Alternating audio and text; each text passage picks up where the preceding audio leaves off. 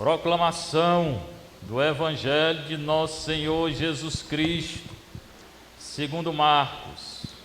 Glória a vós, Senhor. Naquele tempo, os apóstolos reuniram-se com Jesus e contaram tudo o que haviam feito e ensinado. Ele lhes disse: vinde sozinhos para um lugar deserto e descansai um pouco. Havia de fato tanta gente chegando e saindo que não tinham tempo nem para comer. Então foram sozinhos de barco para um lugar deserto e afastado. Muitos os viram partir e reconheceram que eram eles. Saindo de todas as cidades, correram a pé e chegaram lá antes deles. Ao desembarcar, Jesus viu uma numerosa multidão e teve compaixão, porque eram como ovelhas sem pastor.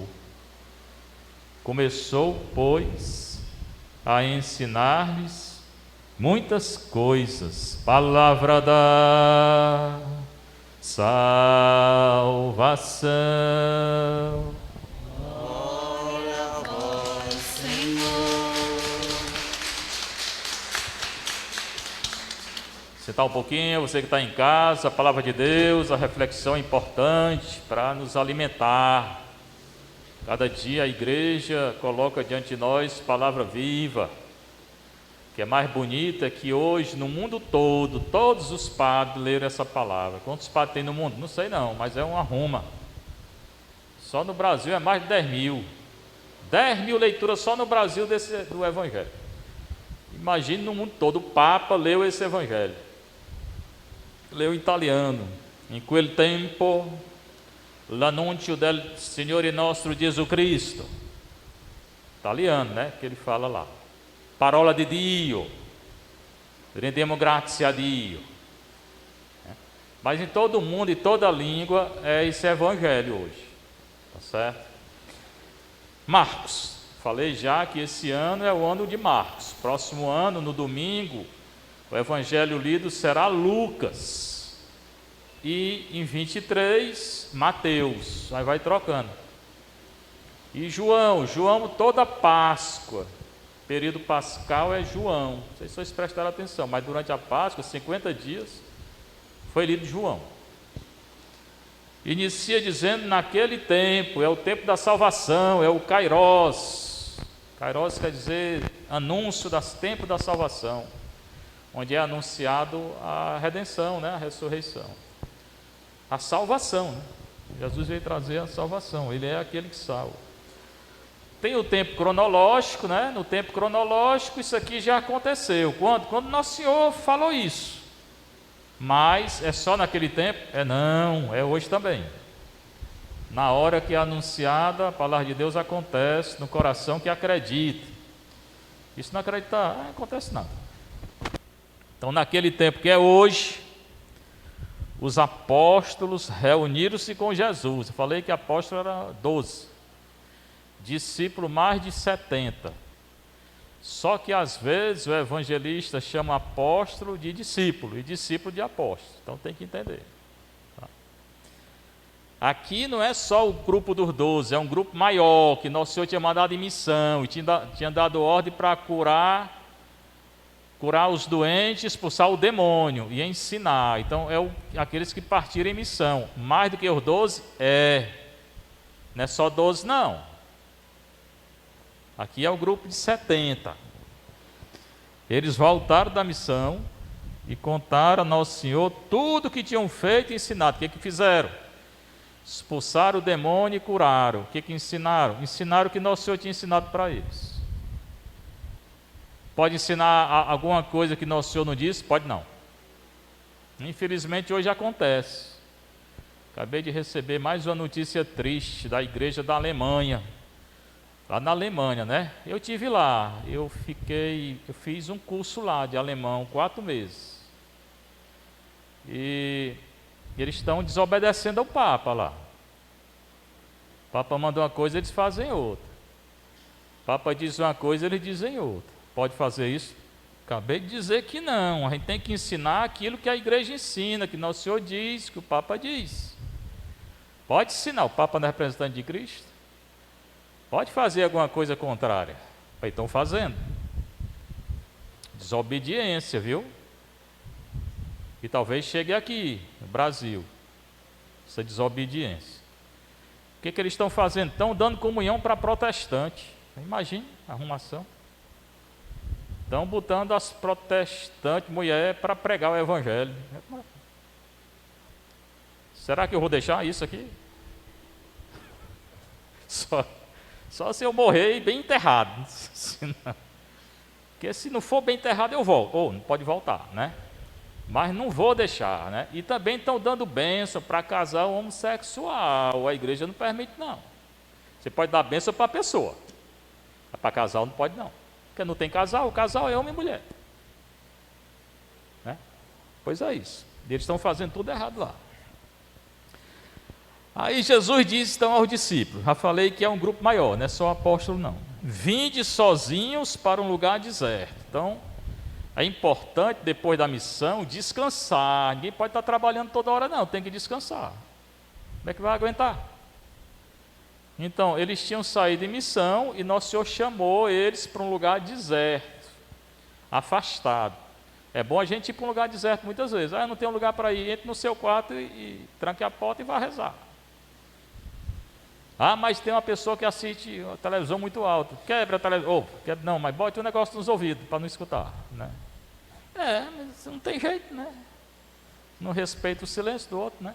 Mas tem que ter o silêncio, pessoal, para a gente rezar em silêncio. Por isso que eu peço tanto silêncio aqui, porque o mundo já tem muito barulho. A gente sai no mundo aí só para se cansar. O mundo não quer saber de Deus, não. Mas nós temos que nos retirarmos, ficar num lugar deserto e rezar, no silêncio, e descansar um pouco.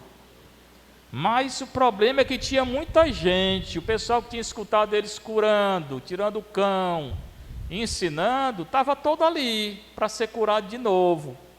Então eles não tinham como descansar. Aqui é que Nosso Senhor fez, mandou entrar no barco. Entre no barco aí, rampa outro canto, porque aqui ninguém vai descansar não. Aí entraram em vários barcos, eram muitos discípulos, mas a multidão viu. Aí ficou olhando onde é que o barco ia. Multidão, né? Sabida. Aí chegou lá antes deles. É um lago, né? Um lago bem grande, eles entraram dentro do barco. A multidão ficou olhando, vamos para lá. Aí seguiram pela margem, né?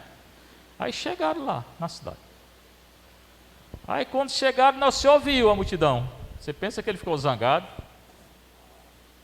Ele teve compaixão. O que quer dizer compaixão? Pena, não é pena não. Cristão não tem pena de ninguém não. Cristão sente compaixão. Paixão quer dizer sofrimento, dor. Compaixão é a gente sentir a dor do outro e procurar ajudar, não é só sentir não. Bichinho, pobrezinho, aí manda embora. Isso não é compaixão não. Estou morrendo de pena, eu não tenho pena de ninguém, nem é para ter compaixão. É para sofrer com o outro, mas procurar ajudar.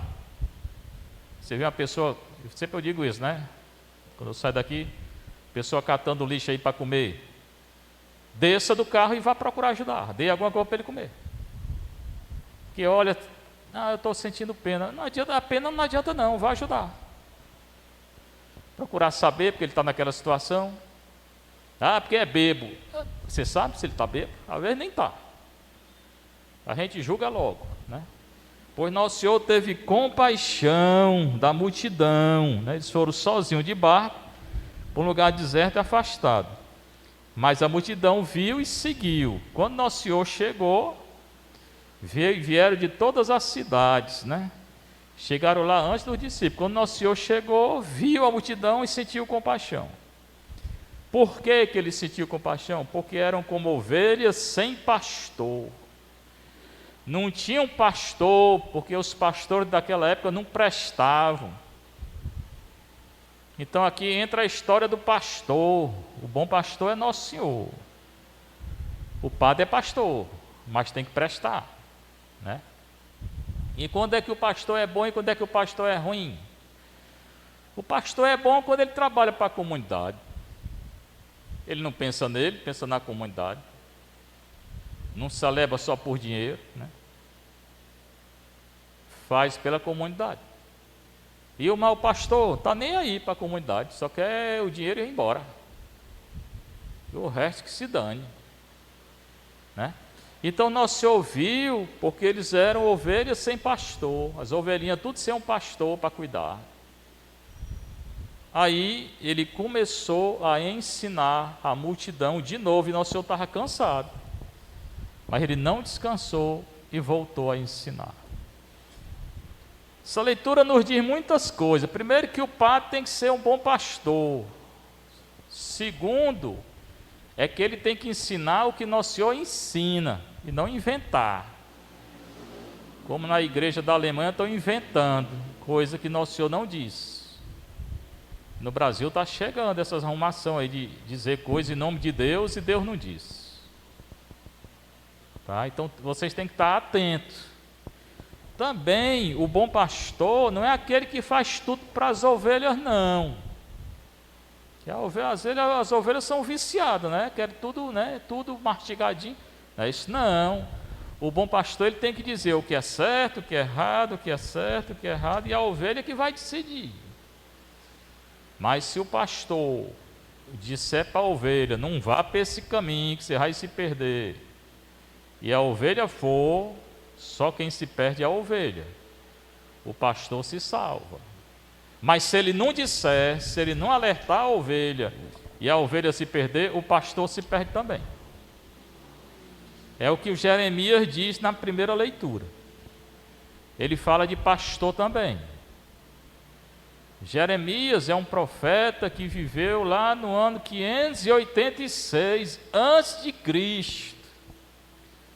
Quer dizer, ele viveu há 2.500 anos atrás. Ele viveu na cidade de Jerusalém. Na época dele, a cidade era muito pecadora. Adorava a Deus e adorava outros deuses. Hoje também faz a mesma coisa.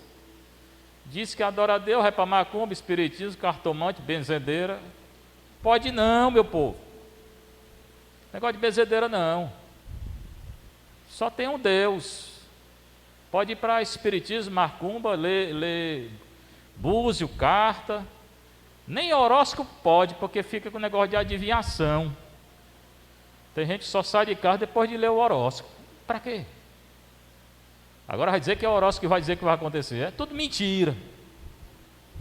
Tudo mentira. Coloca umas coisas geral lá. Hoje o dia vai ser assim, aí se acontecer alguma coisa, opa, é o horóscopo. É nada, é mentira. Aí tem gente que é viciada no horóscopo. Pode ser católico? Pode não. Você tem que definir, ou é o horóscopo ou é Nosso Senhor. Naquela época era do mesmo jeito. O pessoal acreditava em adivinhação, em signo, não sei o quê. Aí o Jeremias disse o seguinte, olha, ou vocês se convertem, ou essa cidade vai ser destruída. Quiseram escutar ele, não. A cidade foi destruída. Tá? Veio os inimigos pode ler o livro dele. Veio os inimigos do norte, matou muita gente por causa do pecado do povo. Imagine hoje, né? O pecado está maior. Porque não quiseram escutar o profeta de Deus. Aí, na leitura, lá pelo versículo 4, é Jeremias 23, de 1 a 6. Versículo 4, ele fala dos pastores. Tanto ele como Ezequiel. O profeta Ezequiel fala muito do bom pastor e do mau pastor. É o que eu falei. Fundamentalmente, o pastor ele tem que alertar a ovelha. Tem que dizer para a ovelha, isso aqui, vá por esse caminho, não vá por esse aqui não. Se confesse, comungue, adore, né? Participe da missa. É o que eu fui falado aqui, né? Ajude os pobres, né? E ele também tem que dizer o que é errado para não fazer. E o Ezequiel é que diz: se Deus mandar o pastor alertar a ovelha e a ovelha não quiser obedecer, a ovelha se perde, mas o pastor não se perde não. Mas se Deus mandar e o pastor não disser e a ovelha se perder, a ovelha se perde e o pastor se perde também, vai para o inferno junto com a ovelha. Por isso que eu digo aqui, que eu tenho alertado aquelas coisas que é contra a lei de Deus, né? Que é a minha obrigação. Eu ficasse calado aqui, não dissesse nada, aí se alguém começasse a errar, eu ia prestar conta diante de Nosso Senhor. Aquelas 7 leis que eu vi falando, né? Divórcio, contra a lei de Deus, aborto, eutanásia, matar os velhos, casamento civil de pessoa do mesmo sexo, errado, ideologia de gênero, errado. Esses dias eu recebi um telefonema de um pessoal da Itália, muito amigo. Morei lá e eles disseram: padre, a senhora estava muito aperreada, padre, o governo daqui está botando uma lei, tem até o número da lei aí, que as crianças na escola vai decidir o sexo, na Itália, país onde mora o Papa. Aqui está chegando. Pois está errado, meu filho, e o padre tem que dizer. Ninguém não escolhe nada não, a gente já nasce. Quantas vezes eu já falei isso aqui, né? Você pode não aceitar, mas ou é homem ou é mulher, tem esse negócio não. Pode fazer a cirurgia que fizer, ou é homem ou é mulher. Tá? Pois a humanidade está se pervertendo, está pecando muito. Também destruição da natureza, eu tenho falado. Legalização da droga, estão querendo legalizar. E a corrupção política, que eu falo um bocado aqui também. E vou falar até o fim. Pode querer ou não querer. Que é a obrigação de dizer. Então, o pastor tem que alertar. Se a ovelha não obedecer, problema da ovelha. Eu garanto que eu vou dormir tranquilamente, porque eu fiz minha parte. Agora, quem quiser que escute. Tá certo? E ele fala também que virá um pastor que é descendente de Davi. Ele reinará como rei e é sábio. Ele é rei, descendente de Davi e é sábio. Quem é esse pastor? Cristo já veio. Ele, 500 anos antes de Jesus, anunciou o nascimento de Cristo. Ele fará valer a justiça e a retidão na terra. Ele fala 2 vezes: justiça, retidão, direito. Tá certo? Então, Nosso Senhor é um Deus justo. Hoje, muitas igrejas, não se fala mais da justiça de Deus. Só se fala da misericórdia. Como se todo mundo fosse salvar. Pode fazer o que quiser, vai para o céu. Vai não. Quem não se arrepender, não vai para o céu. Não vai. Quem não se arrepender e não fizer penitência, não vai para o céu. Pode ser quem for. Tá? E não vai por uma questão de justiça, porque senão, né, uma pessoa que passou a vida toda em oração, penitência, fazendo bem, aí vai para o céu. O outro que viveu de qualquer jeito, não se arrependeu, vai para o céu também? Vai não. Mas não vai de jeito nenhum. Então quer dizer que nem um pecador vai? Vai, você pode até ter pecado muito, mas você tem que se arrepender e fazer penitência. Senão não vai. E mesmo aqueles que vão para o céu, o Senhor disse que lá tem, nem todo mundo está no mesmo canto não, né? Tem aqueles que estão mais perto de Deus, um pouco mais distantes, sei o quê. É assim, a pensar que é todo mundo junto não. Então até no céu, vamos dizer assim, não é que tenha lugar, mas até no céu não vai ficar todo mundo junto. E quem não se arrepender, vai para o inferno, vai para o inferno, né? E o padre tem que alertar. Depois, a segunda leitura da carta aos Efésios, né? Paulo fala da unidade, que nós devemos ser um. Aí muita gente usa esse texto de maneira errada, né? Nós somos um, aí enche a igreja de protestante, de macumbeiro, de não sei o quê, nós somos um. Não é isso que ele está dizendo, não. Unidade para Paulo é de quem acredita no corpo de Cristo. Aqui ele fala do judeu e do pagão que se converteram e acreditaram no corpo de Cristo. Unidade para Paulo é só dos católicos. O protestante não acredita no corpo de Cristo. Paulo é muito radical, ele não aceita ninguém de outra religião, não. Para ele, todo mundo tem que se converter para nosso Senhor Jesus Cristo. E nem crente, porque eles não acreditam no corpo de Cristo. Pergunte o crente se a hóstia é o corpo de Cristo. Ele não aceita de jeito nenhum. Então, essa unidade aqui é só dos católicos. E o pessoal lê errado, ensina errado. É tão triste, né? Não entende. Faz até campanha aí dizendo que unidade é isso, somos todos irmãos, cada um faz o que quer. Isso não é unidade para Paulo, não. Na concepção deles não é nada. A unidade é dos católicos.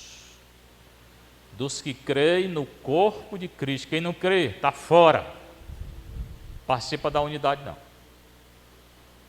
É bom entender Paulo. E o Salmo, bom pastor, né? Que a gente já conhece, o Senhor é o pastor que me conduz, felicidade, todo bem, onde seguir-me. Quando eu sigo Nosso Senhor, quando Ele é o meu pastor, quando Ele é o pastor que me conduz, o mal não me pega, não. Nenhum mal pega na gente. O mal existe? Existe.